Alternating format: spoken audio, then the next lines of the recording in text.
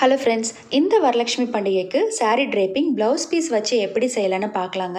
உங்ககிட்ட இருக்க புது ப்ளவுஸ் பீஸ் நல்லா டார்க் கலராக பார்த்து எடுத்துகிட்டு இந்த மாதிரி ப்ளீட்ஸ் வச்சுக்கோங்க.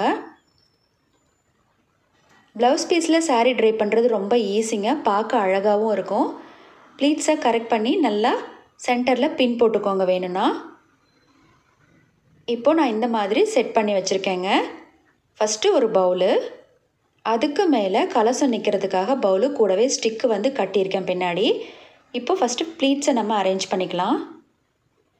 பின்னாடி பின் போட்டுக்கோங்க. சென்டரில் தெரியாமல் இருக்கிறதுக்கு பின் போட்டுட்டு கலசத்துக்கு தேங்காய் வைக்கிறேங்க. அடுத்தது நம்ம லக்ஷ்மியை வைக்க போகிறோம்.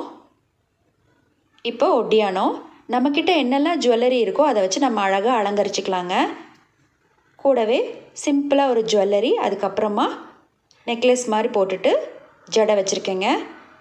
இப்போ பூவு, அதை பின் போட்டுக்கோங்க. அவ்வளோதாங்க. இப்போது லக்ஷ்மி வந்து ரெடி ஆகிடுச்சு. சின்ன சின்ன டெக்கரேஷன்ஸாக இந்த மாதிரி நமக்கு தேவையானது வச்சுக்கலாம். கூடவே இந்த கேண்டில்ஸையும் நான் வைக்கிறேன், பார்க்க அழகாக இருக்கும் அப்படிங்கிறதுக்காக.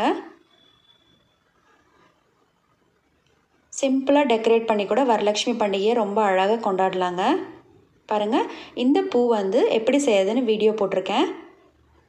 இந்த காசு மாலையும் எப்படி செய்கிறதுன்னு சேனலில் வீடியோ போட்டிருக்கேன், பாருங்கள்.